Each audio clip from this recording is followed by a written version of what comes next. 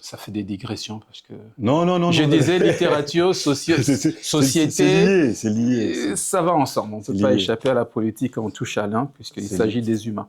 Donc là, je parlais de typo et ta réaction était magnifique. Je dis ce que je connais après. Absolument, mais je pense que beaucoup Bah oui, il se réfère à la chanson. pourraient répondre pas loin de ça et d'autres pourraient même dire tout simplement « connais pas ». Okay. Et c'est pas leur faute. Ouais, simplement parce que nos manuels au pays ne parlent pas du pays, ni des richesses du pays, ni de l'histoire du pays. Et pourtant, on a quand même le professeur Ndaouel. Alors, Typo, il n'a pas fait, il n'a pas évité, du moins, il n'a pas échappé à cette logique-là dans la mesure où sa famille étant déjà commerçant. Le royaume s'écroulait, on commençait à morceler. Le colon, pour s'installer, on fait d'abord venir les prêtres. Cette question me plaît parce que ça me permet de faire un clin d'œil à mon fils aîné, parce qu'on a eu des débats je peux t'imaginer 4 heures de débat. Je ne le convainc pas. Quelque part aussi, il a contribué à me pousser. Moi, c'est bien, il est pertinent. Il m'a poussé à chercher l'information. Qui est ramené pour approvisionner. En fait, c'est juste un homme d'affaires qui est parti pour faire affaire. Et puis, à une certaine époque, il s'est retrouvé tout seul à cause des raisons économiques, politiques, et il a fini par perdre son territoire pour que la force économique cachée sous la politique, derrière la politique, pour que cette force-là s'installe.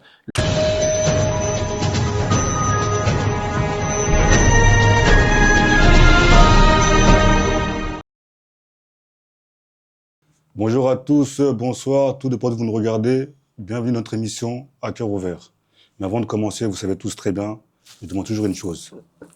Allez sur SDJ Studio, abonnez-vous à notre chaîne Le Silence des Justes Studio. Abonnez-vous, likez, donnez la force, partagez. Comme je dis toujours, seul on va plus vite, mais ensemble on va plus loin. Avant de continuer pour la suite, je voudrais remercier notre partenaire numéro 1, l'association Upgrade. C'est une asso qui œuvre en matière de sport et de santé mentale.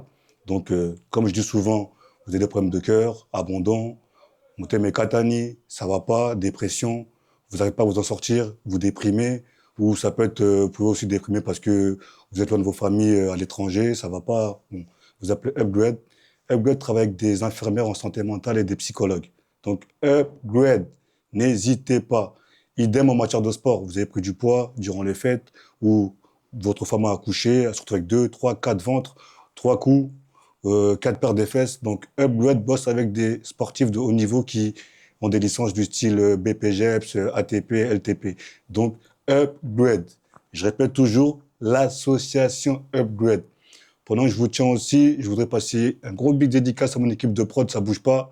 Samuel Roland, l'ingénieur incompris derrière la caméra. Donc, tout ce que vous voyez là, c'est qualitatif. Derrière, j'ai Christian Lomami, notre DA. Donc, sans lui, tout ce que vous voyez là n'existerait pas. Donc, Christian Lomami, ça bouge pas. J'ai notre chargé relationnel, Mathieu Bidikebela. Ça bouge pas. Et sans oublier, Amine B. Moi, je l'appelle Amine B, le modificateur. Quand une vidéo qui tangue un peu, on a des pixels en moins, ça va pas trop. Lui, il vient, il corrige tout ça. Donc, Amine B. Comme je dis toujours encore, seul, on va plus vite, mais ensemble, on va plus loin.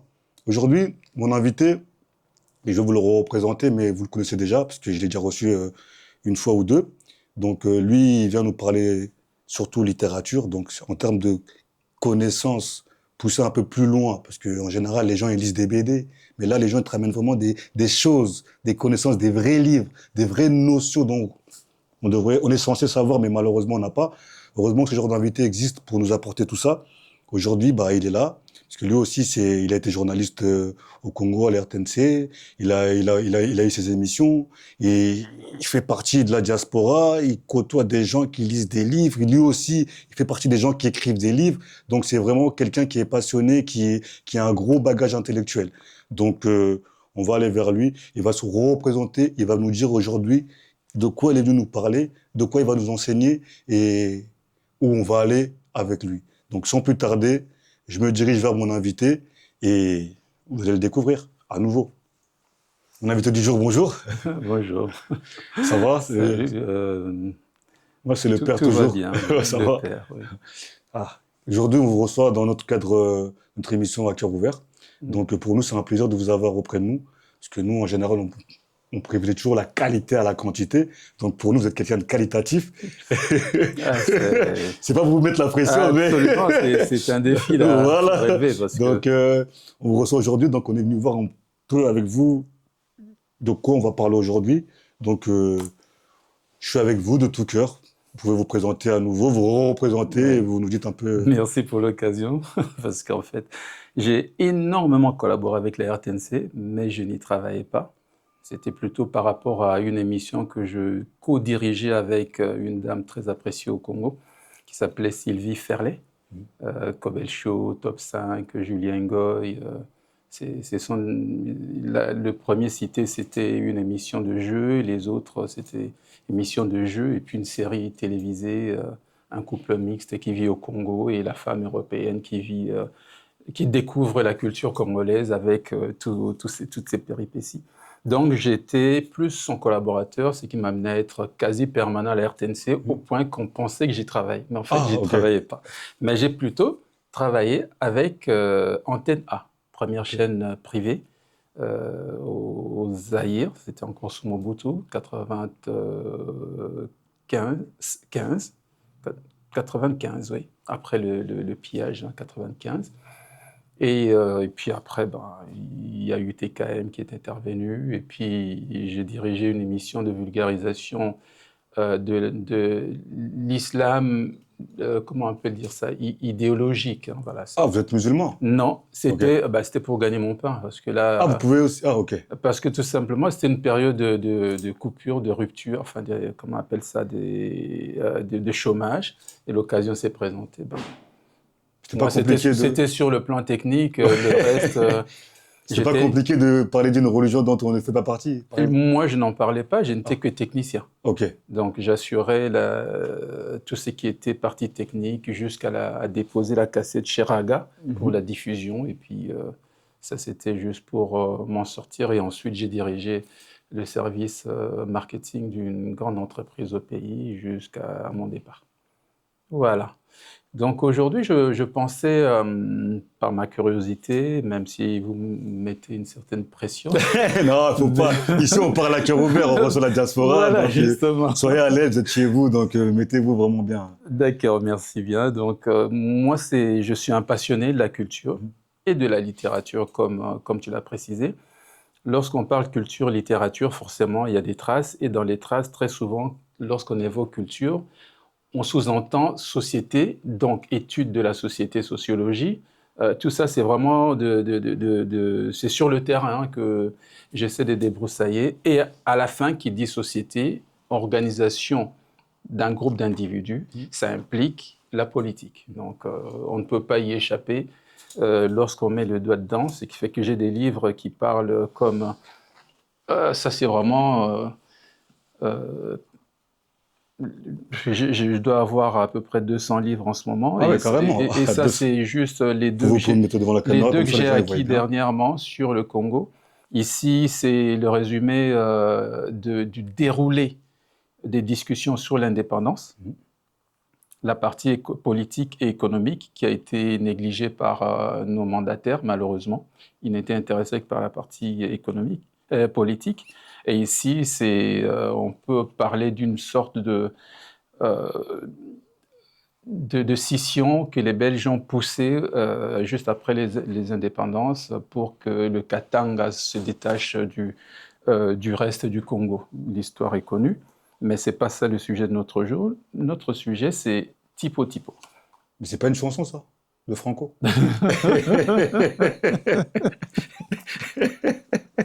Que les mélomanes vérifient sur YouTube. Tipo Tipo de Franco, hein. Mais voilà, moi j'apprécie énormément cette spontanéité qui a tout son sens, parce qu'il y a à peine une dizaine d'années, même pas, il y a à peine 5-6 ans, j'aurais pu répondre pas loin de cette réponse. Du coup, je suis pas totalement dans le faux quand même. Parce que c'est une chanson. Moi, je connais une chanson qui s'appelle Tipo Tipo. Ça a été repris dans la chanson.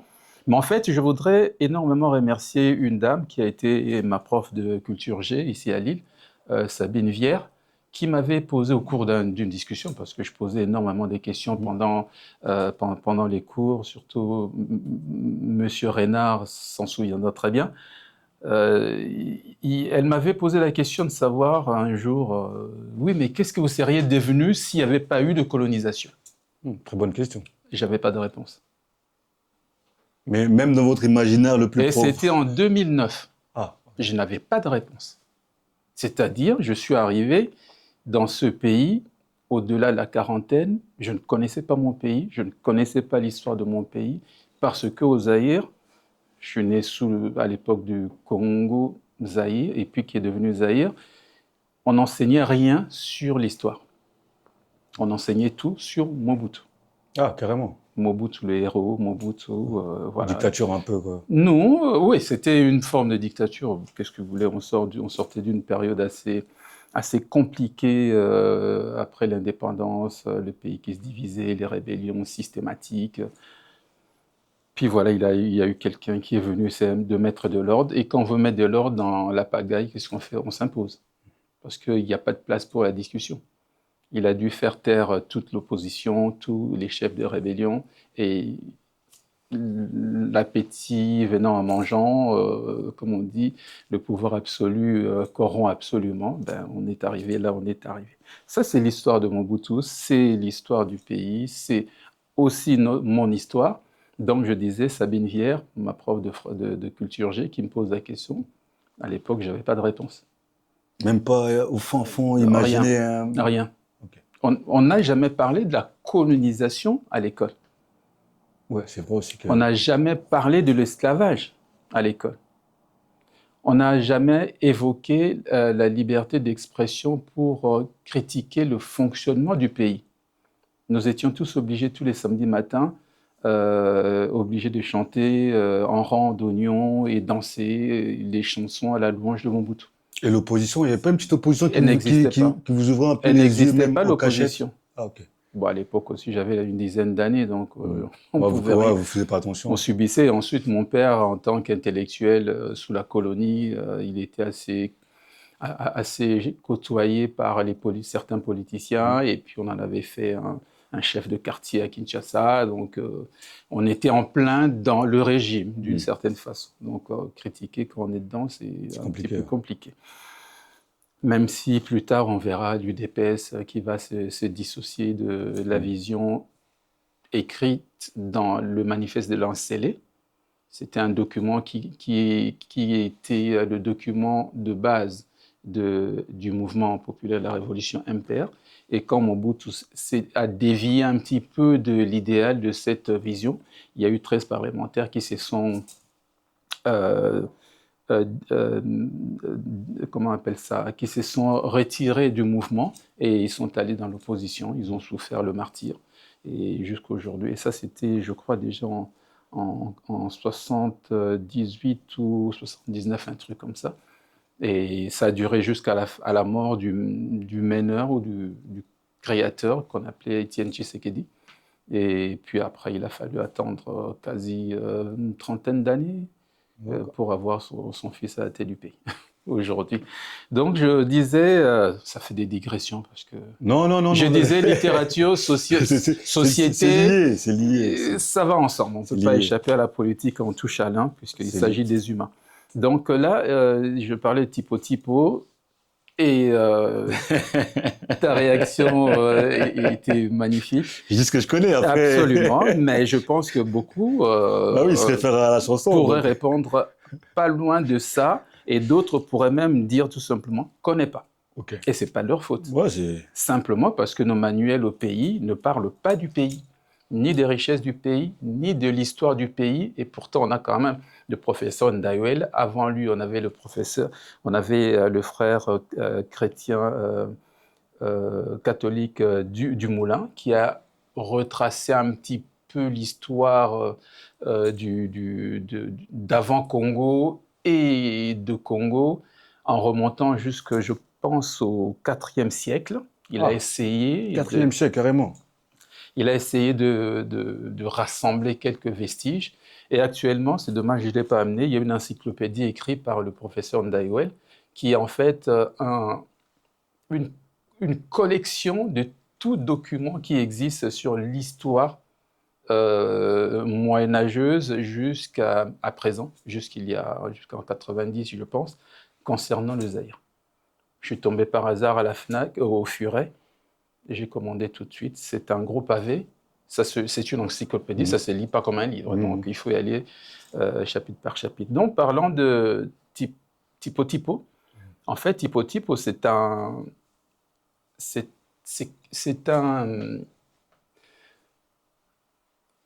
Allez, le terme ne conviendra pas, mais c'est un négrier, c'est-à-dire ici on l'appelle traitant et sultan du Maniema. C'est un sultan, les sultans en général, ils ont du pouvoir. Voilà, c'est dans son histoire qu'on va découvrir ça.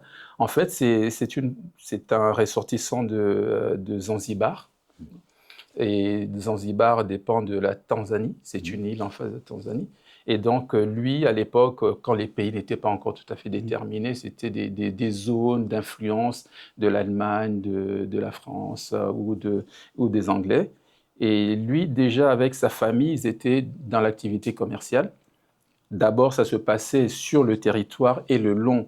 Je ne sais pas si les gens voient un petit peu la carte de l'Est du Congo. Côté Rwanda, c'est-à-dire on a Ouganda, on a le Soudan tout en haut. Ah, ok. On a le Soudan tout en haut, et puis suivi de l'Ouganda, suivi du Rwanda au milieu, en face de Goma, et plus bas, Burundi, en face de Uvira.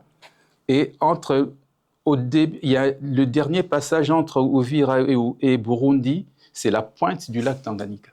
Okay. Et le lac Tanganyika descend sépare la Zambie, la Tanzanie, Zambie et le Congo, Katanga. Voilà. Donc lui, il a évolué par là avec sa famille. Et donc, on prétend qu'il est né entre 1833 et 1840. Bon, lui, il parle de 40, mais en fait, à l'époque, on ne savait pas trop comment les choses se passaient, mais c'était dans cette zone-là qu'il est né. Et donc, sa famille, c'était une famille de commerçants. Et lui, il est né d'une mère africaine et d'un père arabe. Ok.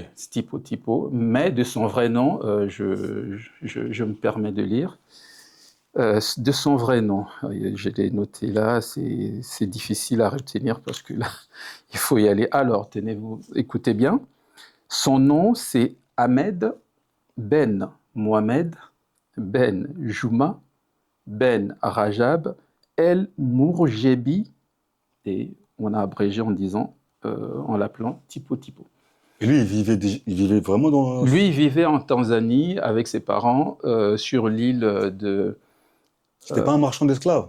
Voilà, donc tout est parti... Quand on parle d'esclavage, on est conscient que dans toutes les sociétés, ceux qui dirigent ont toujours tendance à vouloir dominer les autres. Et dans cet élan, la Bible en parle déjà de l'esclavage, donc l'esclavage, ce n'est pas l'apanage des uns ou des autres seulement. Lorsqu'on parle de Tipo, on associe spontanément, pour ceux qui sont un peu au courant, on associe spontanément avec l'esclavage arabo-musulman, mais concernant l'Est et le centre de l'Afrique. L'Ouest, c'est encore autre chose. Sénégal, Mali, Guinée, ça c'est encore autre chose. Vers le Soudan, c'est encore autre chose. Donc eux, leur démarche au départ, c'était principalement le commerce sur leur île et en face du lac Tanganyika, qui est dans le sud-est du Congo, Tanzanie, Zambie, donc dans le sud.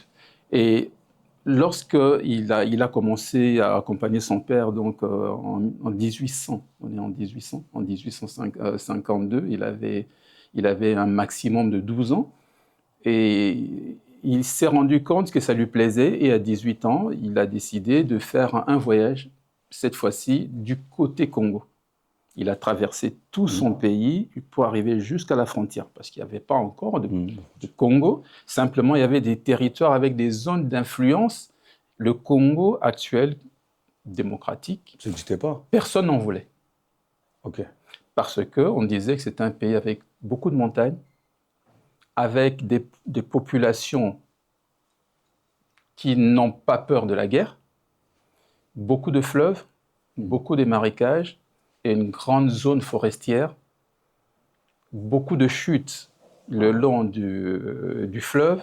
C'est impossible d'explorer ces terres-là. Du coup, personne n'en voulait. Et lui, comme disent certains écrits, c'est le premier explorateur arabe au niveau de l'Afrique centrale. Mais le drame, c'est que, comme toute déclaration doit être démontrable, donc doit être présentée de façon scientifique, il n'avait pas fait des données, des relevés topographiques, il n'avait pas fait des recensements, il n'avait rien fait. Du coup, on ne le compte pas comme étant explorateur, même si il est arrivé bien une quarantaine d'années avant le roi Léopold II, dont on verra un petit peu l'histoire. Après, c'est peut-être parce qu'à cause de sa couleur aussi. À l'époque aussi, les colons, ils dominaient tellement que c'était compliqué pour quelqu'un qui est noir de pouvoir s'imposer ou mettre vraiment son histoire. Le colon est arrivé dans la foulée de l'esclavage, après que l'abolition de l'esclavage ait été proclamée aux États-Unis en 1848, et le 13e amendement le consacre en 1863. Et donc, à partir de 1848, c'est un peu comme la vague perestroïka avec Gorbatchev, c'est-à-dire tous les pays du monde, surtout les pays africains, doivent s'aligner, démocratie obligatoire, tous ceux qui résistent, hop, on les met à la porte, d'où le départ de Mobutu. Et les conférences nationales qui ont pullulé un peu partout, ça donnait ce que ça donnait. Ça a soit été évincé au profit de l'Issouba, je pense, et puis, écoute, pour des intérêts économiques, comme toujours, il a dû revenir. On ne va pas parler de Congo-Brazzaville, sinon on va se disperser. Alors, Tipo, il n'a pas fait, il n'a pas évité, du moins, il n'a pas échappé à cette logique-là, dans la mesure où sa famille étant déjà commerçant.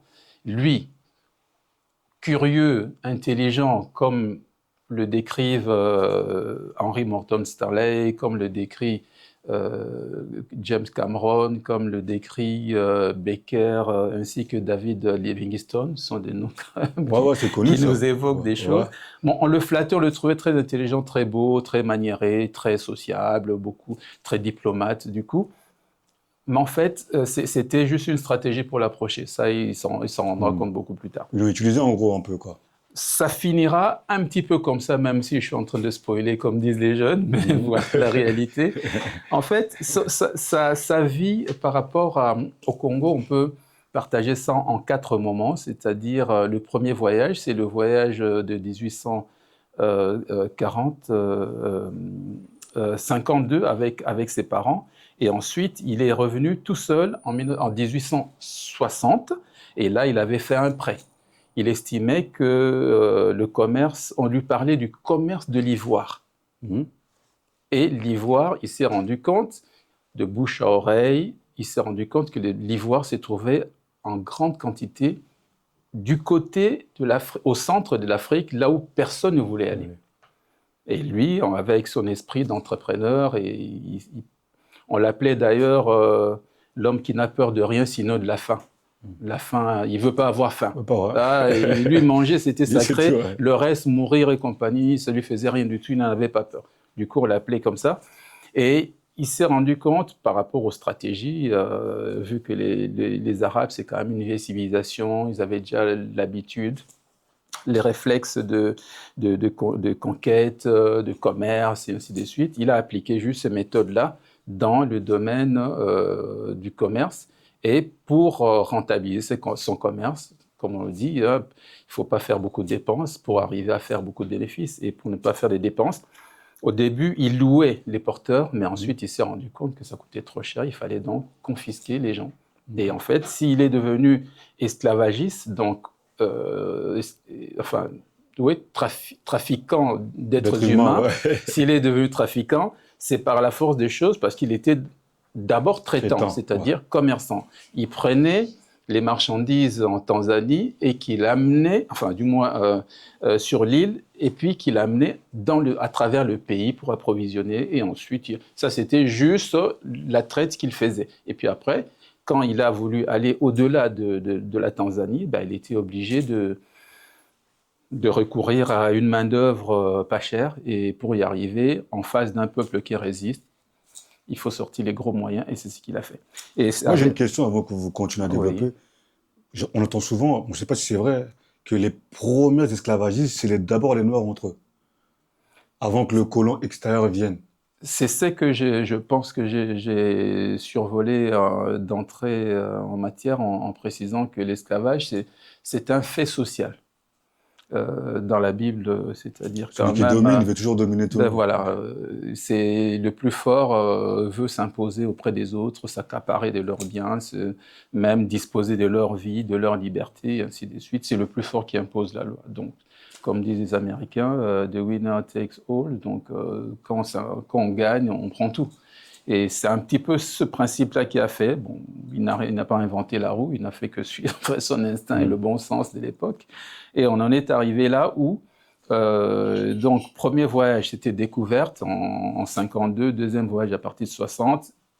Il s'enfonce un peu plus dans les terres, et là, il se rend compte qu'il y a beaucoup, son commerce par rapport au Congo, à l'espace qui deviendra le Congo, c'était principalement pour la vente des pointes d'ivoire, les défenses d'éléphants. Et il y a même une anecdote par rapport à ça. Il dit, les gens sont tellement ignorants dans cet espace qu'il y a des milliers de défenses d'éléphants et on les utilise comme des haies de parcelles. Ah, ok, ouais. Or, lui, il en connaissait la valeur. Ouais. Ben, au début, c'était par négociation, mais ensuite, les gens devenaient de plus en plus forcément curieux, un petit peu gourmands, et là, il a commencé à s'imposer. Sa technique, c'était simple. D'abord, il louait une équipe en Tanzanie, et avec cette équipe, il combattait tous les peuples en cours de route. Ah, ok. Il massacrait les hommes qui résistent, il prend les femmes, les enfants et ceux qui ont cédé, il en fait des porteurs. Parce qu'il avait beaucoup de marchandises jusqu'à sa destination. Et là, ceux qui refusaient de lui vendre la marchandise, il les tuait, il en faisait des esclaves et il les ramenait. Et si vous voyez la carte, en fait, ça se passe au milieu du Congo. Le centre du Congo, c'est la partie qui est touchée à partir de l'Est. Ok. Et quand on dit le centre du Congo à partir de l'Est, nous avons principalement, je dirais, plus le Rwanda, Burundi, et un peu, la Tanzanie, c'est derrière le Burundi, donc c'est plus Rwanda, Burundi, à partir de l'Est. Ouais. Donc c'est une zone qui a toujours été sensible et qui a toujours été concernée par les peuples arabes et européens pour le commerce.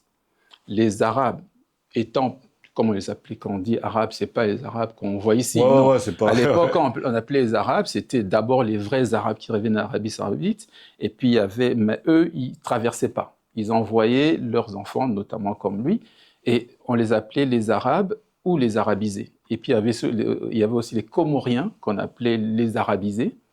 Il y avait les Métis, il y avait les Arabisés, et puis les gens du pays de Zanzibar, eux, les autochtones, eux, n'étaient pas associés au terme arabisé. Donc voilà. Et donc là, lui, il s'est imposé progressivement dans l'espace Congo, et ensuite, il part pour un troisième voyage. Et au cours de ce troisième voyage, je crois que c'était après 1870 à 70, donc je parlais de 60, premier voyage, 63, deuxième voyage. Troisième voyage, c'était le plus important, celui de 70, parce qu'il avait fait un prêt auprès des hindous qui faisaient déjà du commerce sur l'île de Zanzibar. Ils étaient déjà prospères. Dans ce qu'on vit au Congo aujourd'hui, Indiens, Indo-Pakistanais, C'est depuis longtemps. voilà, c'est quelque chose de... Depuis, Ils ont même précédé la création de certains États africains. Bon, c'est pas une raison non plus. Et donc, lui... à Zanzibar, la plupart des populations, ils sont un peu... Enfin, j'ai déjà vu un peu la population de Zanzibar, tout ce qui est Tanzanie. Déjà là, il y a des musulmans, il y en a qui sont un peu clairs de peau, un peu métissés. Enfin, la population, elle est un peu différente de nous. C'est comme aux Comores, Ouais, voilà, c'est il des y a eu ce populations aussi. mélange de peuples envahisseurs. Ouais, voilà, ouais, c'est... Et avec les autochtones, ils se sont imposés parce que c'était pas... Parce que Dar el-Salam, tout ça, c'est pas Ben vraiment des oui, noms Dar africains. es-Salam, Voilà, j'ai appris à l'époque la traduction. Dar, c'est maison. Salam, c'est la paix. El, Dieu. Salam, la paix. Donc la maison de la paix de Dieu. Donc c'est un très beau programme. Et voilà, donc pour lui, le troisième voyage, c'est lui où il a fait un gros prêt et qui lui a permis d'avoir plus d'équipage pour sa caravane de marchandises. Et en cours de route, il a massacré systématiquement un maximum de gens. Et même par rapport à ce massacre-là, je me suis rendu compte que sur un livre que j'ai eu du premier gouverneur du Kasaï, après l'indépendance, il a finalement écrit ses mémoires. Je ne sais pas si les hommes politiques du Congo... Ils lisent déjà des livres. La plupart disent qu'ils sont universitaires, mais Moi, j'ai du mal, hein, parce que voilà, leur il n'y en a pas université, beaucoup. je sais pas tout Je ça. suis quand même étonné que les universitaires ne laissent pas des traces écrites. On a Bomboko qui a participé à l'indépendance, on a eu les Nendaka, on a eu les Adoula et compagnie. Il n'y a aucune trace, à moins que ça existe. Si je ne suis pas au courant, ben, j'ai demandé aux téléspectateurs de mettre sur la voie. Et donc, même ici, dans ce livre, on parle de typo-typo. Au niveau de vagues d'immigration sur le territoire Lulua, ça c'est au niveau du Kasaï, donc le centre du Congo. Et là, cet auteur, bon, j'ai fait une parenthèse, vous savez, l'histoire, il faut suivre et s'accrocher. Donc on est au niveau du troisième voyage. Alors ici, c'est Monsieur Barthélemy Mukengetsupi Chabantu. Il a écrit De la lutte de libération du peuple Lulua, édité en 2004, où il évoque, dans un chapitre, il évoque la vague d'immigration sur le territoire Lulua, une vague d'immigration des Baluba. Et dans cette vague, il dénonce que les frères Baluba, Bena Chibanda et Benamuntu, ou Mukuna confondus, pénètrent dans le territoire Lulua vers les années 1870. Ouais, troisième voyage. 1870, c'était avant la sauvage et cruelle chasse à l'homme déclenchée par Ngongo Lutete. C'était un chef de Batetela et des esclavagistes de type. Ouais. Celui-là, je l'ai lu il y a très longtemps.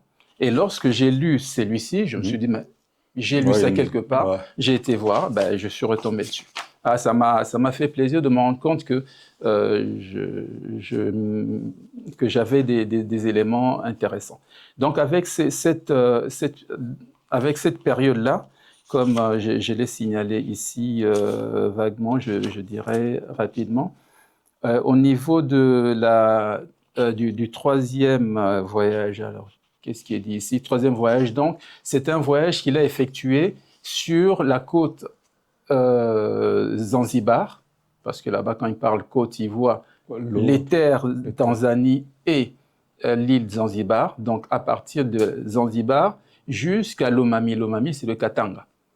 Donc toute cette zone-là, c'était sa zone d'influence. Et progressivement, il aura l'ambition d'en faire, comment on appelle ça, son territoire qu'il voudra dominer. Et ici, on parle déjà du Grand Lac, de la zone des Grands Lacs, comme les Allemands appelaient cette zone-là. Et c'était une zone dirigée par un chef qu'on appelait Kazembe, qui est devenu partenaire de Tipo-Tipo. On n'est jamais trahi que par les siens. Et puis après, il y a eu aussi une autre zone qu'il a développée, la zone de Lualaba, c'est-à-dire du Katanga, jusqu'au Maniema, plus ou moins le centre du pays, parce que le Maniema, c'est côte à côte avec le Kasaï oriental, Mbuji-Mayi, ça vous dit Ouais, ouais, quelque ouais, ouais, chose? ouais, ouais, Voilà, Kasaï oriental, Kasaï occidental.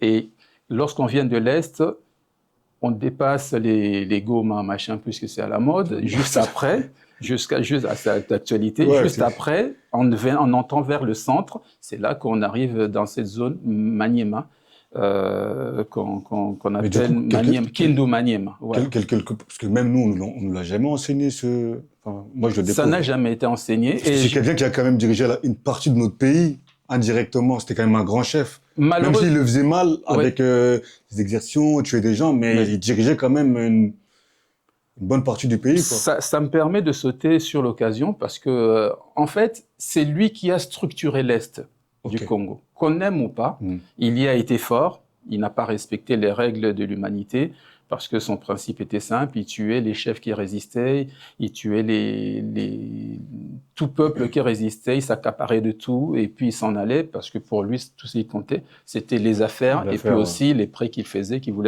tenait absolument à rembourser. Et voilà, donc c'était quelqu'un de prévoyant, d'organisé. En plus, il avait un petit peu le soutien des Européens, mais c'était un soutien très intéressé, comme on verra plus tard, parce que ça va se retourner contre lui. Et donc, on a eu cette évolution qui a fait que... permettez un peu. Non, allez-y. C'est à cœur ouvert, hein. Buvez, prenez votre temps, vous pouvez discuter, on va pas tous, on va discuter calmement. Ah oui. Donc voilà, avec cette activité où il s'est installé de plus en plus à l'intérieur des terres de ce qui deviendra le Congo. Il a occupé donc toute la zone Burundi, Ouganda, jusqu'à Kisangani et un petit peu le Centrafrique. En tout cas, il frôlait par là. Donc, on voit le nord du Congo, mais surtout dans sa zone est jusqu'au sud du Congo. Toujours dans la zone est. C'était plus court pour lui, même si à l'époque, il n'avait pas beaucoup de moyens de locomotion. Et donc, Tipo, c'est un homme d'affaires avisé.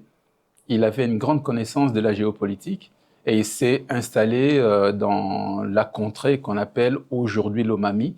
Et dans cette contrée-là, c'est là-bas qu'il a développé, comment on appelle ça, son domaine, au cours duquel il a progressivement amené une sorte de civilisation, c'est-à-dire pour son confort, puisqu'il voulait s'installer, il s'est assujetti la plupart des chefs coutumiers et ensuite il a apporté son mode de vie.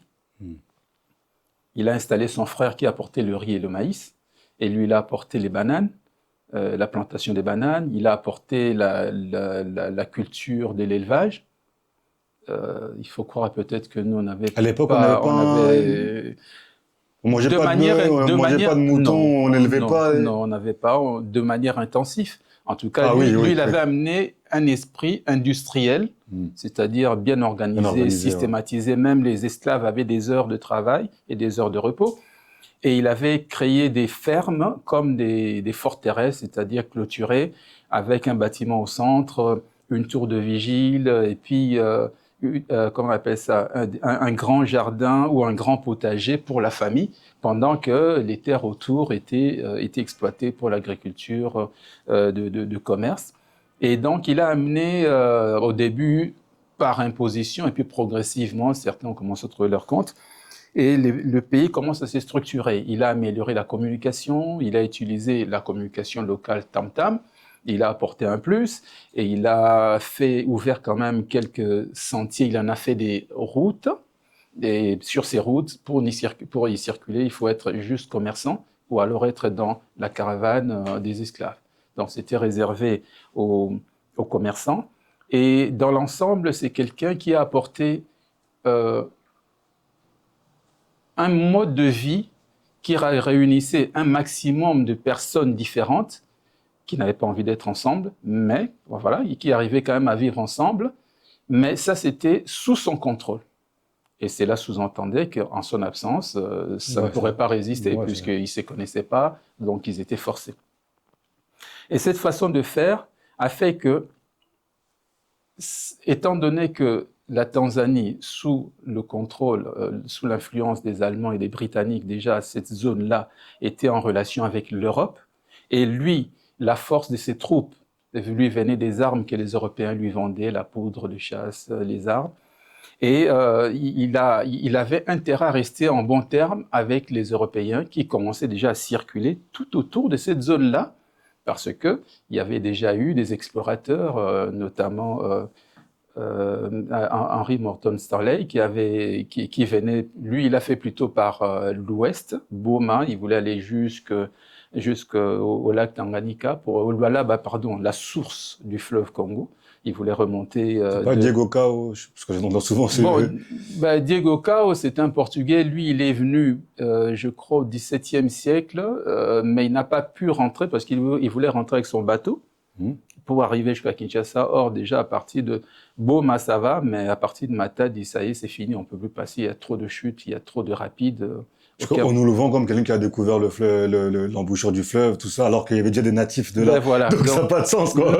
Toi, tu découvres là où tu vis, quoi. Mais voilà, ça c'est quelque chose que le Congolais a compris il y a à peine 10 ans. Ouais, il y a même pas 10 ans. Ah ouais, c'est vrai en plus. C'est tellement logique que personne n'y pensait. Et il a fallu que quelqu'un évoque la chose. Je découvre là où tu vis. Pour qu'on se dise, tout qu'on fait, c'est quoi? Parce que là, par rapport à son troisième voyage de 1870, même lui-même, Tipo reconnaît que dans le Maniema, c'était un grand centre d'activité économique. C'est ce que lui, il a trouvé. Il y avait beaucoup de monde. Il y avait des zones qu'il traversait. Il dit il lui fallait jusqu'à 8 heures pour traverser un village. Ouais, carrément. Et quand on imagine un petit peu la vitesse de la marche qu'on peut estimer à 3 à l'heure, c'était des villages qui faisaient quand même pas loin de 20 km de long, quoi. Donc on n'était pas, ce n'est pas qu'on n'était pas organisé, mais on ne fonctionnait pas en termes d'État. On fonctionnait en termes de villages, d'alliances sous les ordres d'un chef. Or, lui, il a amené la notion d'un État, c'est-à-dire une organisation qui tient compte simplement d'un territoire, quels que soient ceux qui y sont. Donc des natifs fédération, ou pas, un peu. Il crée une zone où lui, il exerce son influence, il impose sa loi et que tout le monde s'aligne. Donc la notion du territoire, entre guillemets, d'État, c'est lui qui a amené ça. Et lors de cette activité, il a découvert, puisqu'il commençait à descendre de plus en plus vers le sud, le Lualaba, c'est-à-dire le Katanga, il a découvert que là-bas, on fonctionnait déjà avec une monnaie qu'on appelait la croisette. Ce sont de petites croix en cuivre qui servaient de monnaie d'échange. Et il a découvert qu'il y avait du cuivre. D'un côté, il y a l'ivoire qui était très demandé dans le monde. Et lui, il avait le monopole parce qu'il avait tellement fait peur à tout le monde que partout il arrivait, il massacrait systématiquement. Tout le monde avait peur de lui. Et c'est pour ça qu'on l'appelait Tipo. On pense que ça vient de ce que ces fusils faisaient ce bruit-là. Les fusils, quand ça... voilà, tout simplement, ça fait... C'est typiquement congolais, ça. Voilà. Donc voilà, à partir de là, on a été au plus court. Allez, hop, c'est Tipo. Dès qu'on disait Tipo, c'était branle-bas de combat. Il était même plus méchant que le fameux épisode des mains coupées du roi Léopold II. Ah, à ce point-là. Lui, c'était simple. Il arrive, il massacre. Il prend, il passe. Un roi barbare un peu, quoi. Lui, il n'avait pas l'intention. Au début, son intention, c'était s'approprier les marchandises et aller vendre. Et ensuite, l'appétit venant, il s'est dit plutôt que de me limiter, je prends, je stocke, et puis je continue un peu plus loin, je prends, je stocke, et ensuite je ramène le tout. Et pour ça, il faut contrôler des territoires. Il a passé des alliances avec certains, il en a massacré d'autres, du coup, par la peur, il a réussi à s'imposer. Et dans la foulée, il apprend que de plus en plus d'Européens commencent à cerner sa zone d'activité. Avec l'arrivée de Stanley à partir de Boma, Kinshasa, pour remonter, il a dû l'aider parce qu'à un moment donné, il était coincé à cause des gens de Maniema qui étaient réputés très violents, les Batétés là, réputés très violents, et les Kassaïens aussi, les Loulous qui étaient réputés indomptables. Et il a fallu que lui Tipo puisse intervenir pour le sauver. Et ça a rehaussé un petit peu sa réputation par rapport aux Européens qui ont compris qu'à travers lui, ils avaient un partenaire avec qui ils pouvaient collaborer. Au début, il a fait confiance, mais en même temps, il se méfiait d'eux parce qu'il dit si eux, Européens, ils font, entre guillemets, le même travail que moi, c'est-à-dire, ils ont des porteurs, ils traversent le pays, ils découvrent les espaces, mais le plus bizarre, c'est que eux, ils ne prennent pas des marchandises. Moi, je viens pour prendre la marchandise. Alors, il se dit, mais qu'est-ce qu'eux, ils cherchent derrière?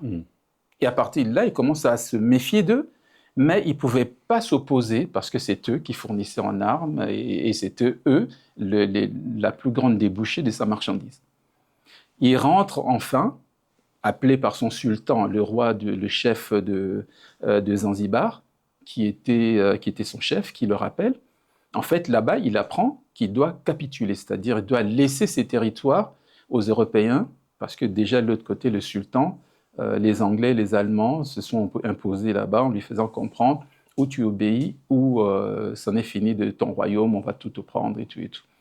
Et du coup, lui, comme il avait l'intention de devenir le roi ou le grand chef de la zone Lomami, comme on appelait à l'époque la zone Lomami, qui est devenue ensuite la zone, comment on appelait ça, Falls, c'est quoi le terme à Stanley Falls.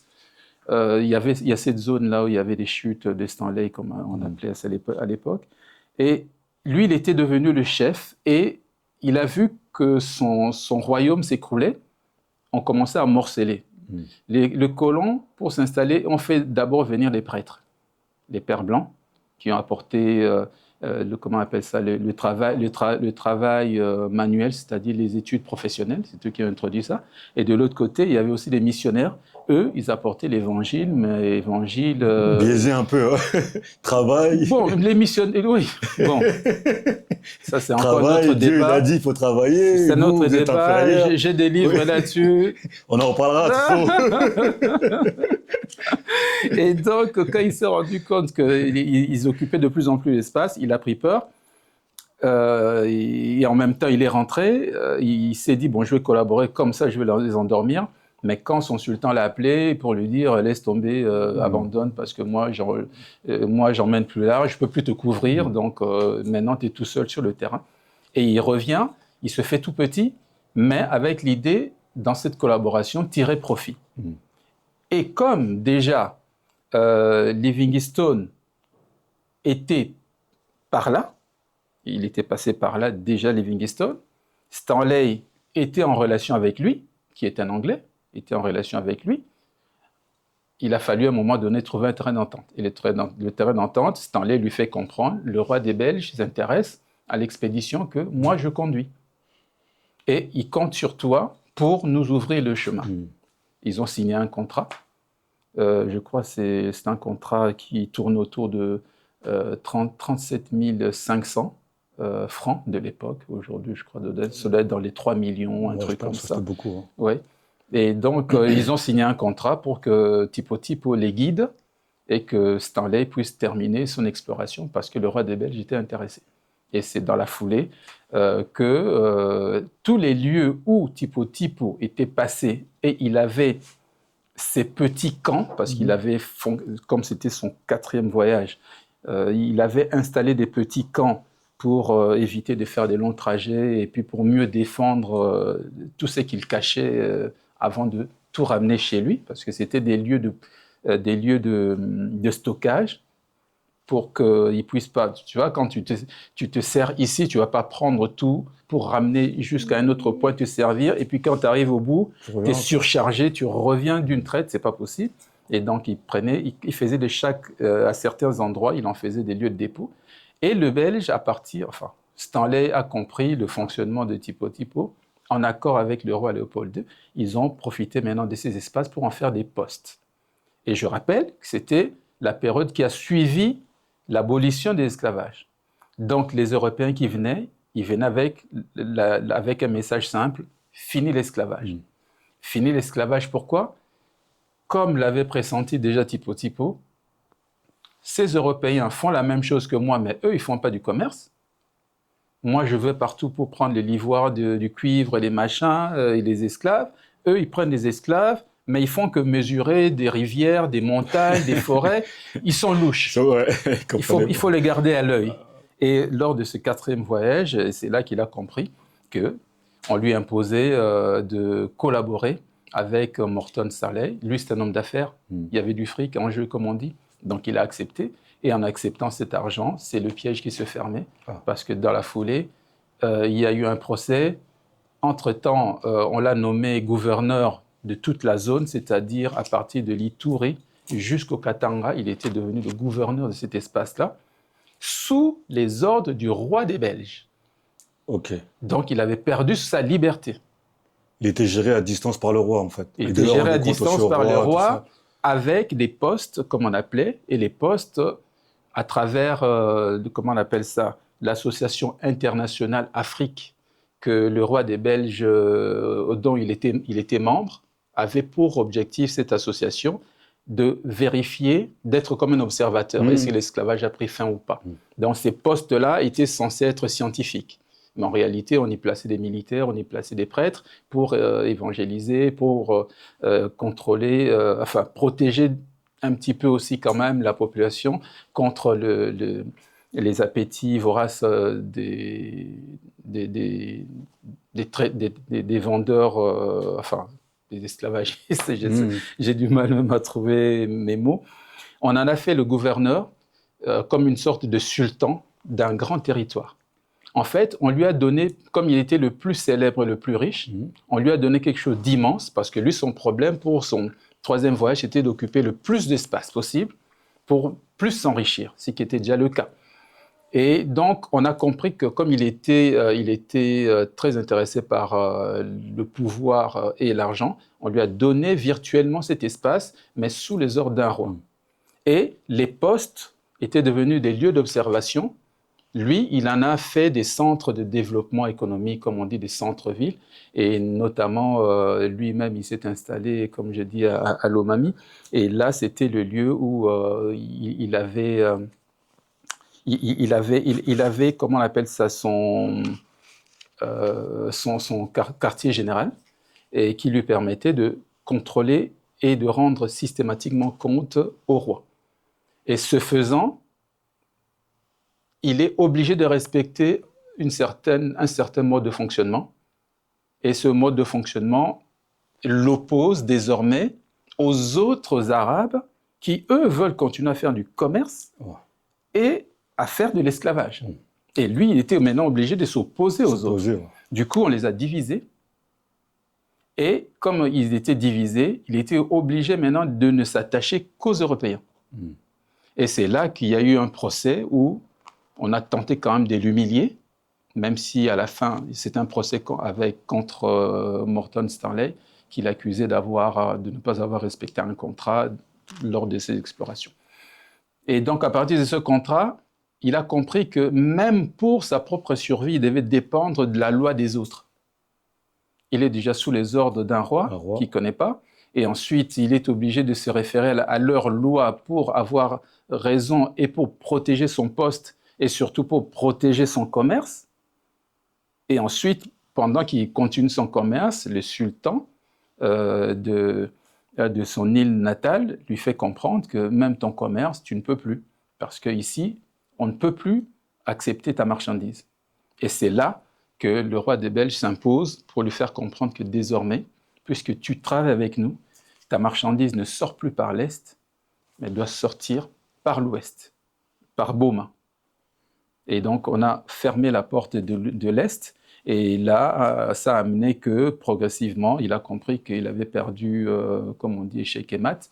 Ce sont les prêtres et puis les fonctionnaires européens qui se sont installés de plus en plus dans tous ces postes-là, les lieux d'observation, en amenant les richesses et la culture européenne, vestimentaire, nourriture, en prenant en collaborant avec les autochtones comme des personnels personnel domestique. C'est-à-dire, les Congolais travaillaient chez les Européens et ils étaient payés. Chose qu'ils ne connaissaient pas. Donc, en fait, ils se sont attachés aux Européens. Et puis, les prêtres ont apporté les messages paradis, enfer et tout. Du coup, on va écouter le prêtre parce qu'il console et l'Européen nous valorise. Et à partir de là, on a tourné résolument le dos au passé. Les prêtres nous ont eu quand même. Oui, ça c'est encore un autre débat. Il y a beaucoup d'anecdotes, notamment ce monsieur qui a été qui a été le premier gouverneur de Kassai occidental en parle aussi. Ils n'ont pas fait que du bien. Enfin, on pourra en parler un jour si possible. Et donc, quand il a compris qu'il n'avait plus rien, et il a dû capituler, tout céder au roi. Et le roi, avec ses collaborateurs, parce qu'il n'est jamais venu au Congo, le roi, le Congo était sa propriété. Au début, il s'est présenté comme défenseur des Congolais, enfin des Noirs contre l'esclavage, et premier observateur. Et ensuite, les postes sont devenus des postes économiques, et il a placé des militaires, il a placé ses hommes à lui, progressivement, en traitant dans la foulée, 19e siècle, l'essor de l'industrie. Et l'automobile commence à se développer. Et il fallait du caoutchouc pour des pneus. Et le caoutchouc, c'était au Congo. Et là, donc, le Congo s'est développé du côté ouest, forêt équatoriale, Kisangani, tout ça, nord et nord-ouest du Congo. C'est à partir de là le développement, et qui est venu très vite parce qu'en fait, il y a aussi le fleuve qui passe par là. Donc, les arbres et tout, on n'a qu'à mettre sur le bateau ou bien dans l'eau, et puis ça va jusque dans la capitale. Capitale, camion, Boma, bateau, Europe. Donc, ça c'est encore... Parce que le caoutchouc, là, il a coupé beaucoup de mains aussi.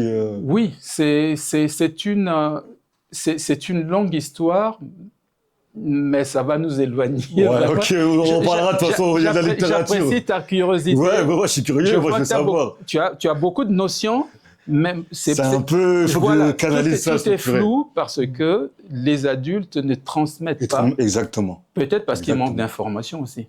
Nous, on est nés sous l'époque où il fallait danser, chanter pour Mobutu et non étudier. Parce que même comme vous avez dit tout à l'heure, les loulous, quand ils sont descendus, tout ça. Parce que moi, les loubas ce sont les loubas qui ont été maltraités par les typo et qui s'enfuyaient du côté loulou. Justement, ben, par rapport à cette anecdote-là, de ce que moi j'ai pu apprendre aussi par des anciens, ni à l'école, ni par mes amis, parce que, sans leur manquer de respect, mais ils n'ont pas ces informations-là. Mais ils vont beaucoup parler, hein. Parce qu'il n'y a pas beaucoup de gens qui discutent avec des anciens ou des gens un peu plus... Ouais. Parce que, quelque part, les loulous, c'est juste des loups qui se sont déplacés pour aller habiter là où il y avait l'eau. En descendant un peu plus bas, ils sont devenus loups. Ils ont laissé la place aux loups bas parce que c'était leurs frères. C'est des cousins, en fait, c'est la même chose. Non, ce sont des frères. Ce sont des frères. Les loulois ont été indomptables. Personne ne les a contrôlés. C'est les Camerounais du Congo. Ça t'engage. Ça t'engage. Non, mais en termes d'indomptable. Indomptable, c'est le peuple qui a résisté le plus, enfin jusqu'à la fin, a résisté à l'invasion coloniale.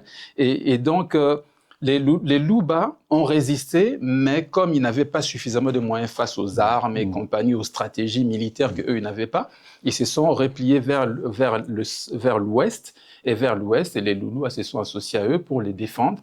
Et Tipo n'avait pas intérêt à aller plus loin parce qu'il connaissait beaucoup de dégâts.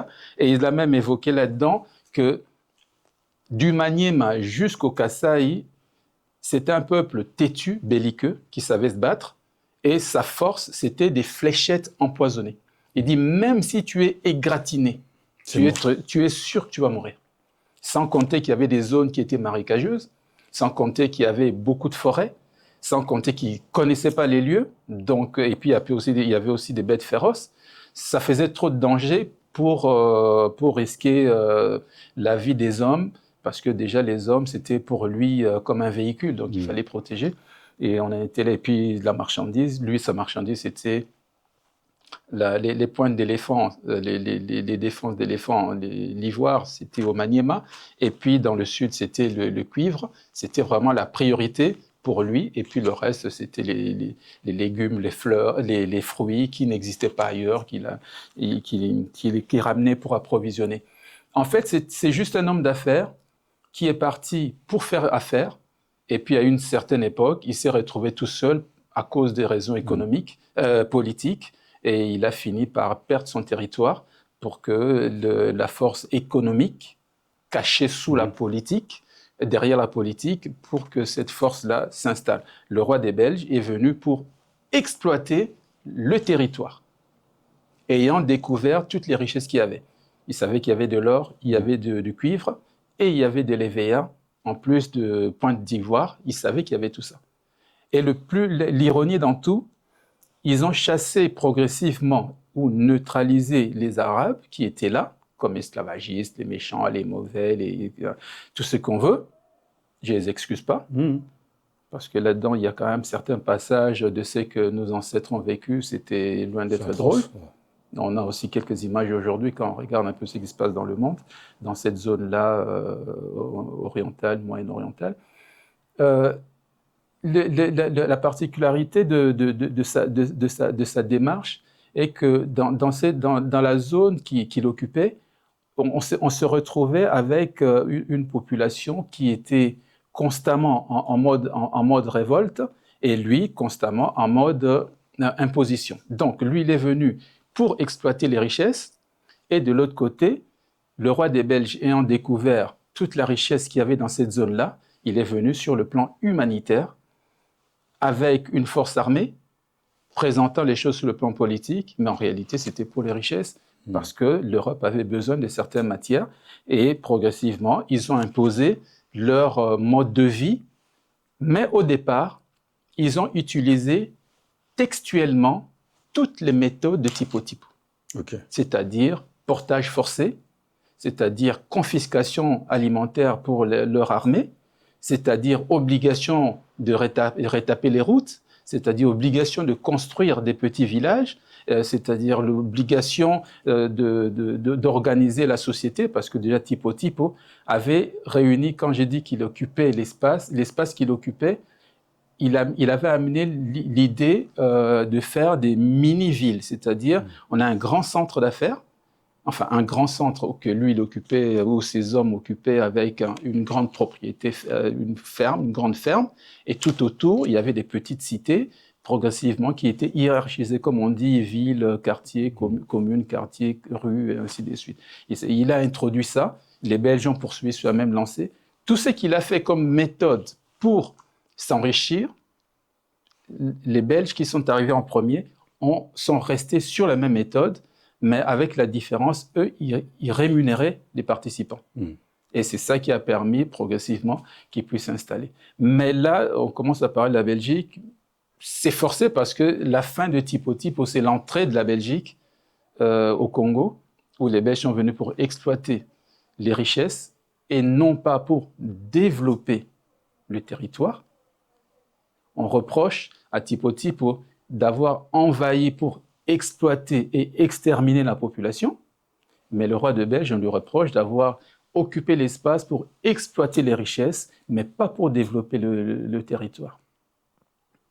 Et les indépendants sont arrivés lorsqu'on lui a confisqué le territoire, l'espace EIC étant indépendant du Congo, c'est comme ça qu'il appelait, c'était le nom d'une mission qu'il avait envoyée justement sur place, lorsqu'on lui a retiré le droit de gérer cet espace-là. Du coup, il a cédé le territoire, les montagnes, les eaux, la forêt, les animaux et les humains. Il a cédé cet espace-là à la Belgique.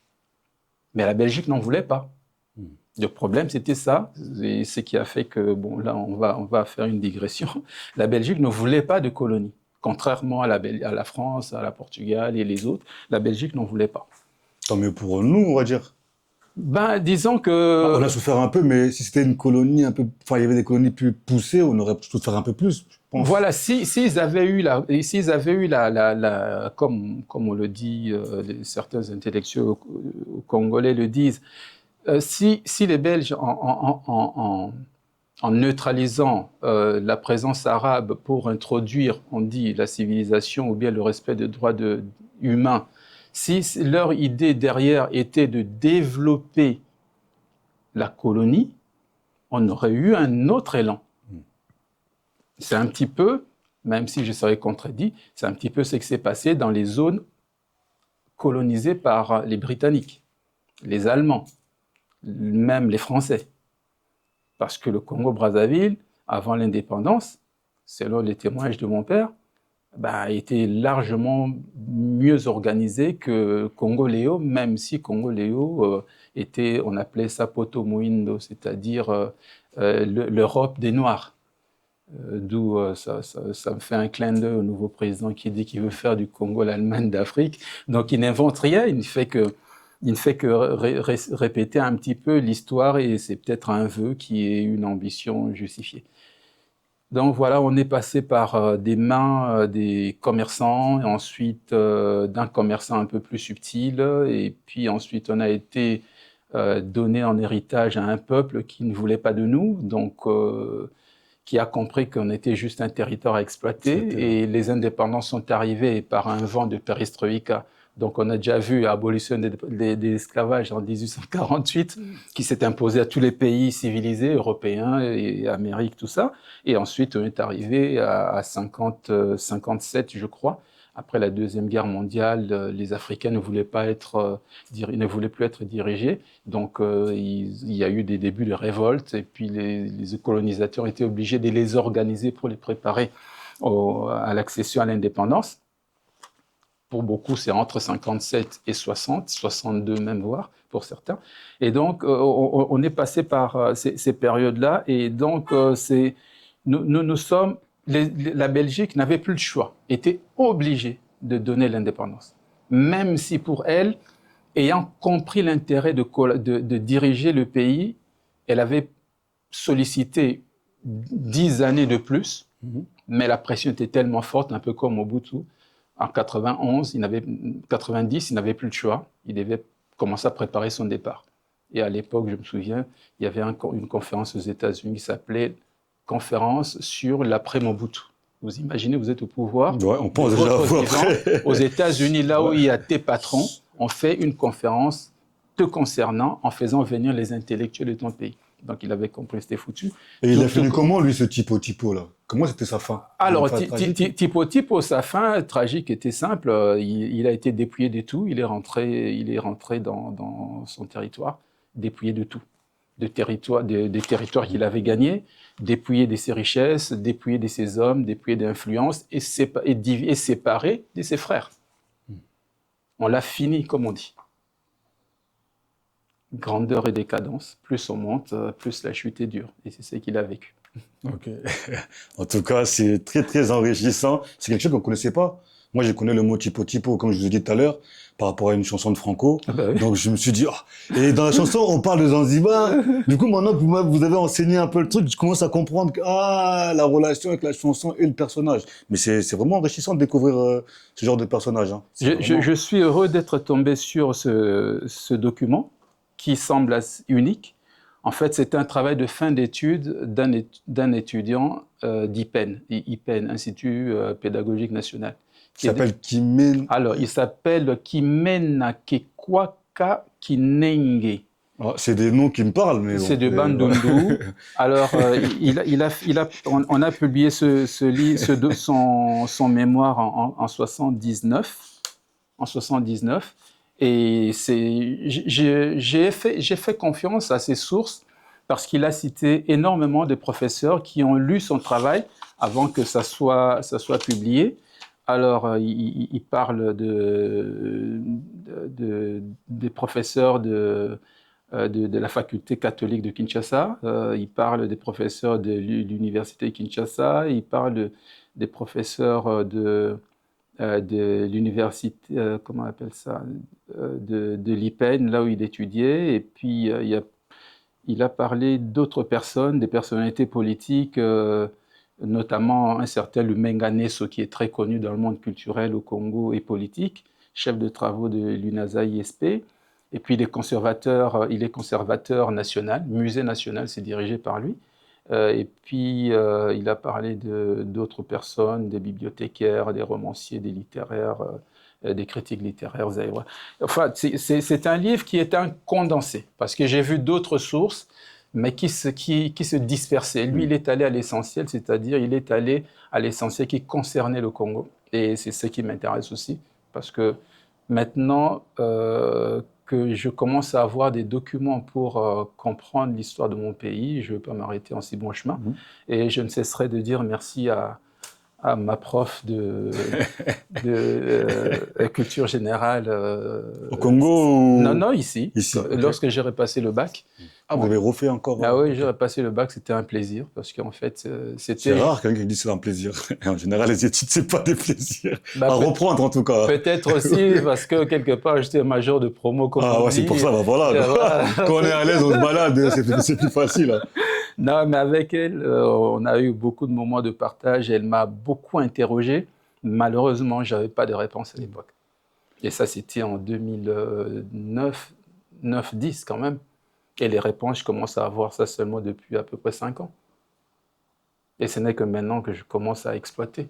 En tout cas, pour nous, c'est enrichissant parce que nous qui n'avons rien vu de tout ça, rien connu de tout ça, ni les auteurs, ni... Même à l'école, en étant même ici, on nous parle de l'esclavage, mais c'est pas enseigné. Ça dure une semaine d'esclavage. Jusqu'aujourd'hui, ce n'est pas enseigné. Jusqu'aujourd'hui, ce n'est pas enseigné au pays. Puisque rien dans... Déjà, le plus triste et le plus drôle au pays, quand on entend que les hommes, les hommes de classe sociale élevée envoient leurs enfants dans les écoles, comme on dit, consulaires, c'est-à-dire étrangères, bah, on y apprend la culture étrangère. Si c'est une école belge, c'est un truc belgique, français, c'est français. Qu'est-ce qu'on sait du Congo? Rien. Et qui enseigne sur le Congo? Personne. Est-ce qu'il y a de manuels? Rien. Même les écoles primaires comme l'Oupio, je ne sais pas trop quoi encore qu'on appelait à l'époque, leurs livres, leurs manuels scolaires étaient achetés en Belgique. C'est une honte. Du coup, c'est faussé pour nous. On apprend des choses qui ne nous concernent pas. C'est une honte. Et là, j'en profite pour interpeller la ministre actuelle, la fille du premier savant congolais quand même, professeur Malou, qui a géré notre centrale nucléaire, la première d'Afrique, à l'UNIKI, qui est tombée en panne parce que ça n'a pas été géré. C'est le Congo, le suivi. Voilà, les Belges nous ont tout mis. Ils ont tout laissé, mais il n'y a pas de suivi. C'est un peu comme un décor. Nous, on est fiers d'avoir des titres, des grades, d'avoir l'argent. Et aujourd'hui, les gens aiment bien être chantés par des musiciens. Mais en fait, on ne met pas, on ne s'épanouit pas, on ne développe pas. Et puis en même temps, non seulement tu ne veux pas t'épanouir, mais tu empêches les autres d'accéder à la connaissance. Et à partir de là, nous tournons en rond, malheureusement. Et il nous faut quelqu'un qui tape du poing sur la table. Moi, justement, parce qu'on arrive à peu près à la fin de notre interview chronique, moi, ce que je voulais savoir un peu, enfin, ce qui revient un peu souvent dans les gens sur Internet, les commentaires et tout, beaucoup posent la question, on avait quoi avant l'arrivée des prêtres? L'homme congolais croyait en quoi? C'était quoi ses croyances? Parce que malheureusement, même nous, on n'a même pas l'information, on n'a jamais étudié. Donc, comme vous êtes vraiment dedans, on va dire ça, dedans, vous cherchez, c'est vraiment un sujet qui aurait pu aussi, même dans une émission future, nous intéresser et vraiment débattre de ça. Parce qu'on nous faisait croire que les Bikeko, c'est des sorciers. Oui, alors qu'ici, il y a des magasins, ils vendent ça à 1500 €. Vous voyez? C'est pas plus. C'est pas plus. Et cette question me plaît parce que ça me permet de faire un clin d'œil à mon fils aîné, parce qu'on a eu des débats je peux t'imaginer 4 heures de débat. Je le convainc pas. Et quelque part aussi, il a contribué. Moi, c'est bien, il est pertinent. Il m'a poussé à chercher l'information. Mais c'est bien. Depuis tout petit, il a toujours été très curieux et plutôt déterminé dans ses prises de position. Pour le convaincre, il faut se lever tôt. Si vous, en tant que père, vous dites ça, alors ça va être quoi? Si c'est un ami ou... Parce que déjà, à l'âge de 3 ans, en maternelle, on m'avait demandé s'il avait déjà étudié quelque part. J'ai dit non. Il était le seul à répondre à toutes les questions que je posais. J'en revenais pas. Mais voilà. Ce sont des gens qui ont parcouru qui ont jalonné mon parcours, qui m'amènent aujourd'hui à chercher des réponses, parce qu'autour de moi, je n'en ai pas. Les collègues n'en ont pas, les amis n'en ont pas. Nous, si on n'en a pas, on apprend à travers vous. Moi, je me ferai le devoir de chercher toujours plus, parce que j'ai dit, j'ai à peu près 200 livres, il faut vraiment que je m'organise. 200 livres, il faut avoir le temps. Oui, justement. À moins de dans un parc, vous posez, vous lisez, c'est vraiment... À mon âge, je n'ai plus d'urgence, donc je crois que c'est vrai qu'avec le temps, je peux m'organiser quand même pour faire ce travail-là. Au moins laisser les traces sur lesquelles d'autres peuvent évoluer moi n'étant qu'un passionné, que les intellectuels ne m'accablent pas. Si eux, ils ont des données plus strictes, mieux vérifiables... Bah, ils peuvent venir, ils peuvent nous écrire, Ben, ils voilà, peuvent venir aussi vous contredire s'il faut. Donc, nous, on est ouverts. Hein. Ça reste un débat, on est à cœur ouvert, on est là pour apprendre. Ben, je l'espère Donc, qu'ils auront cette humilité d'estimer que cet espace, c'est un espace d'échange et où tout le monde est mis à l'honneur, que ce soit quelqu'un de la diaspora qui a réussi à être juste, entre guillemets, ouvrier, tout comme c'est lui qui a réussi à être professeur ou médecin, ingénieur, tout ce que vous ingénieur. voulez. Et c'est ça qui est très bien. Je vous félicite d'ailleurs pour cette initiative. Venant de vous, en tout cas, ça nous tient à cœur. Surtout là où vous êtes installé, dans cette ville-là, c'est la première fois, à ma connaissance, parce que j'y suis quand même depuis quelques temps. Même moi, je ne sais pas, je connais pas. J'y suis depuis quelques temps. J'ai beaucoup roulé ma bosse en tant qu'activiste en politique par rapport à mon pays notamment.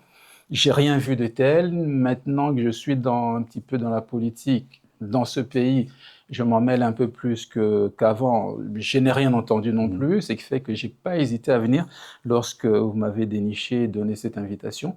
Mais c'est vrai que nous avons beaucoup à apprendre, beaucoup à échanger, et pour ça, je pointe du doigt à la ministre de l'Éducation, et puis échange, comment on appelle ça, il y a des titres enfin, qui sont ronflants, mais en fait qui servent à rien. Autrement, ministre de l'enseignement supérieur, je pense, ou de l'éducation nationale, je ne sais pas trop bien, ça change tellement. J'ai l'index, c'est une dame, son papa a été quand même le premier savant scientifique en physique nucléaire du Zaïre, c'est pas n'importe qui, et elle, je pense qu'elle a des compétences, et c'est même pour ça aussi, je crois qu'elle est à ce poste. Il faudrait qu'elle s'ouvre, pas seulement dans la sphère amicale, fraternelle et compagnie, mais d'essayer, maintenant Internet c'est international, de vérifier. Je ne sais pas s'il y a un ministre de la diaspora ou on aimerait bien, nous, de Congolais de pas, en tout cas. l'étranger. Je ne sais pas si ça existe. Nous, on est ici, on est beaucoup, on est des centaines. Mais on ne connaît pas. Il faudrait justement soit il ne sait pas se vendre, soit... Ah, il faudrait que ça bouge. Non, alors que nous, on est là, on a des médias, il y a beaucoup de gens qui sont là, mais on ne nous voit pas encore. Mais on est là, la diaspora, on est là. On a pointé Ils sont là, on est là. Lorsque le Congolais, malheureusement, dès qu'il a un grade, un titre, une fonction, un salaire, c'est fini. Ah, c'est dommage. C'est ça son objectif. Ce n'est pas, à partir d'ici, qu'est-ce que je peux faire pour améliorer? Non, c'est souvent, j'y suis, c'est comment on appelle ça, c'est l'objectif de ma vie, et le reste, tant pis.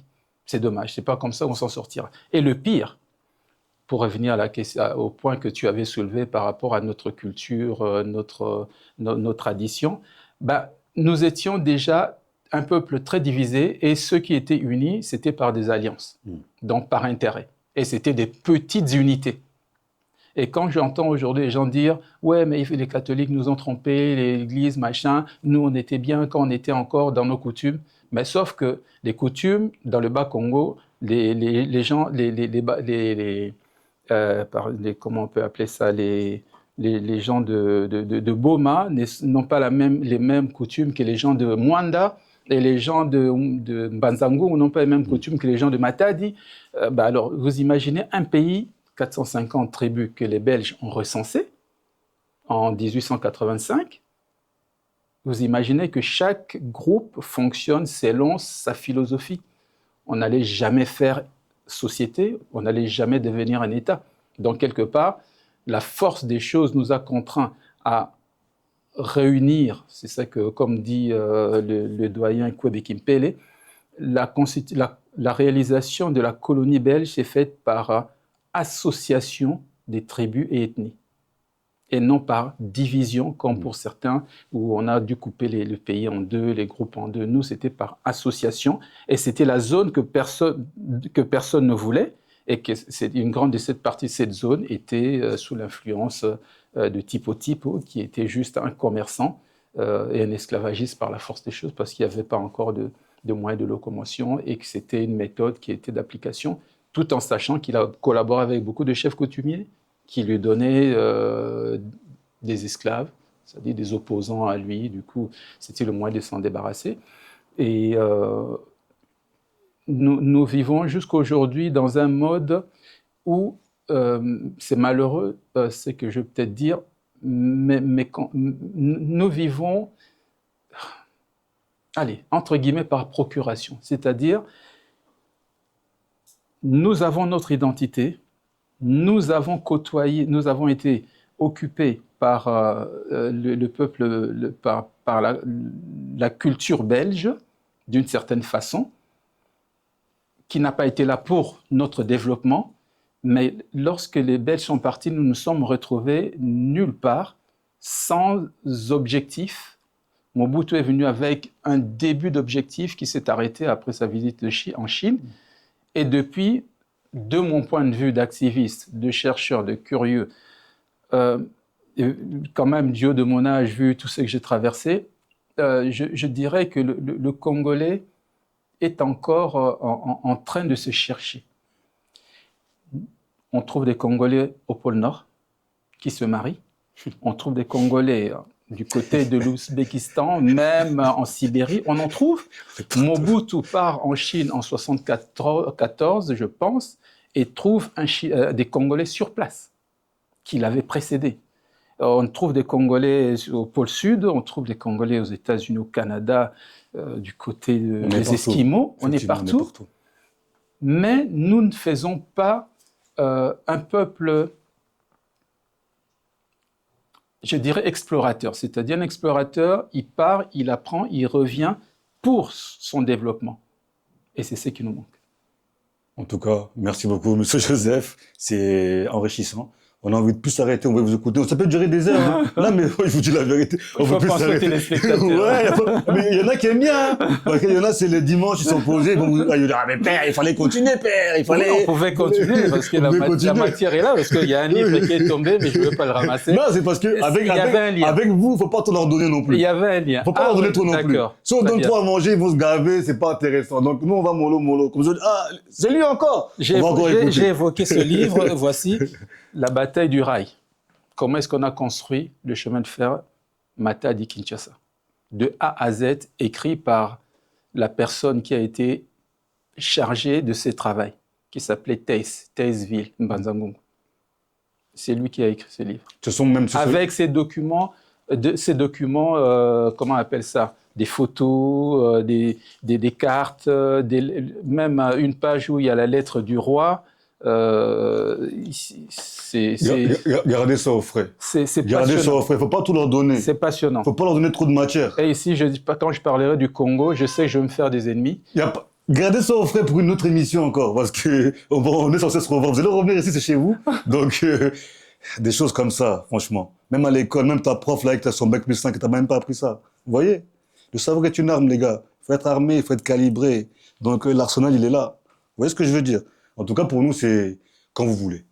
Quand vous voulez. Mais la question sur la religion qui est vraiment, c'est un truc qui intéresse vraiment beaucoup de gens autour de nous parce qu'on est là, on crie Seigneur Jésus, tout ça, mais on veut savoir aussi qui on était avant. C'est important pour nous de savoir d'où on vient, où on va et qui nous sommes réellement. En tout cas, pour nous, c'est un plaisir. Ouais. Revenez comme vous voulez. C'est vraiment à cœur ouvert. Vous avez été à cœur ouvert, vous avez appris beaucoup de choses. Ouais. Donc, si vous avez 2-3 mots à dire à la caméra pour les gens qui vous suivent, c'est le moment, il faut en profiter. Non, mais juste pour remercier tous ceux qui ont suivi, je sais que j'étais un peu long, mais c'est une matière tellement passionnante. Et comme je suis en train de combler un manque intellectuel, je n'hésite pas à partager le peu que je connais, que ceux qui savent plus puissent intervenir. Et je pense aussi en passant à mon père, qui a été quand même un grand intellectuel au pays, et puis tous ceux qui sont à la recherche d'un côté la vérité et de l'autre qui tiennent à ce que la liberté s'installe. Voilà. En tout cas, merci beaucoup, M. Joseph. Merci à vous de nous avoir regardé dans À cœur ouvert. Surtout, n'oubliez pas, SDJ Studio. Abonnez-vous, likez, faites péter. Tout seul, on va plus vite, mais ensemble, loin là-bas. Encore un big dédicace à mon équipe de prod, ça bouge pas, Samuel Roland derrière la caméra. Beauté numérique. Christian Lomami, on ne vous présente pas, vous voyez vous-même, qualité numérique. Mathieu Bidikebe, la chargée relationnelle. S'il n'est pas là, il n'est pas là. Donc, tout est lié. Là. Grosse équipe, grosse motivation, les gars. On est ensemble. Et mon vieux là-bas, Jacques Dilonga, Dallas, ça bouge pas, mon dieu.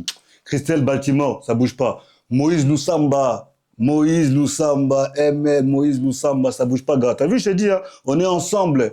Wi-Fi 5G, 6G, 7, il n'y a pas de souci, mais Wi-Fi 5G, donc on est ensemble. Les gars, en tout cas, au plaisir. Et beaucoup de bisous à nos abonnés qui nous suivent, qui nous donnent de la force tous les jours, les gars. Abonnez-vous, partagez, donnez-nous toujours la force. Seul, on va plus vite, ensemble, on va plus loin.